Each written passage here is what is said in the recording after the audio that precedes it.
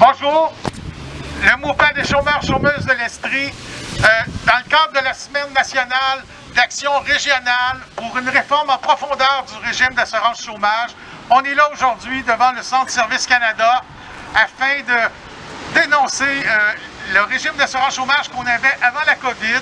Alors, le MCCE apprécie les modifications qui ont été apportées dans le cadre de la loi d'assurance chômage pour une période d'1 an. Malheureusement, on ne veut pas, en septembre 2021, revenir avec l'ancien régime qui ne couvrait que 4 personnes sur 10 en situation de chômage.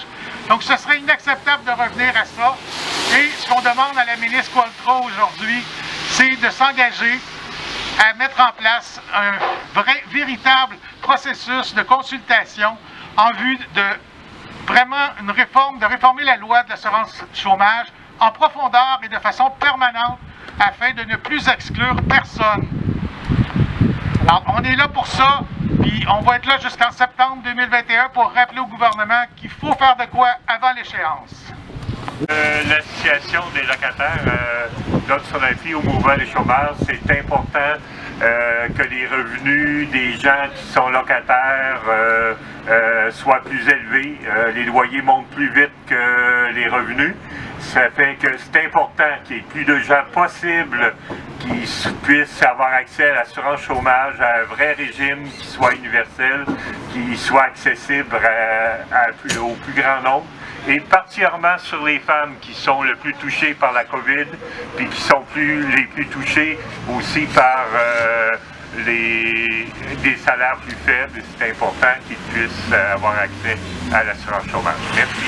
Aujourd'hui, nous avons 5 revendications de base, dont le mouvement des chômeurs-chômeuses de l'Estrie appuie le mouvement autonome et solidaire des sans-emploi. Il y a plusieurs activités qui sont de manifestations vigiles aujourd'hui dans plusieurs régions du Québec. Donc, la revendication 1, que nous voulons un seuil d'admissibilité unique de 350 heures ou de 13 semaines pour adapter le régime d'assurance chômage aux nouvelles réalités du marché du travail, de manière à éliminer la référence injustifiée au taux de chômage régional, pour favoriser l'accessibilité des travailleurs et travailleuses à temps partiel à une protection de revenus en cas de chômage. Et notre revendication 2, un taux de prestation d'au moins 70% basé sur les 12 meilleures semaines pour contrer la précarisation des prestataires d'assurance chômage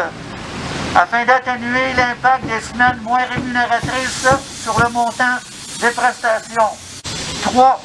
Un plancher minimum de 35 semaines de prestations afin d'offrir aux prestataires le temps nécessaire pour chercher un emploi à la hauteur de leurs compétences et de leurs besoins. Pour réduire la durée du trou noir pour les travailleurs et travailleuses saisonniers, le travail saisonnier étant une réalité inhérente à l'économie canadienne. En 4, l'abolition des exclusions totales, de manière à rétablir le droit de prestation en cas de départ volontaire ou d'inconduite, pour respecter le droit à la liberté des chômeurs-chômeuses de choisir le travail ou de le quitter, sans mettre en risque leur intégrité physique et psychologique, afin de restaurer libre dans les relations de travail. Et notre 5e,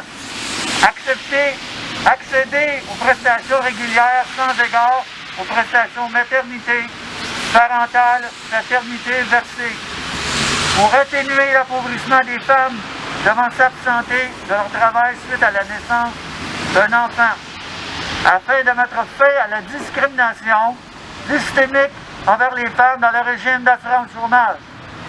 Alors, c'était un rappel du mouvement autonome solidaire des sans-emploi, dont le MCCE appuie ces revendications.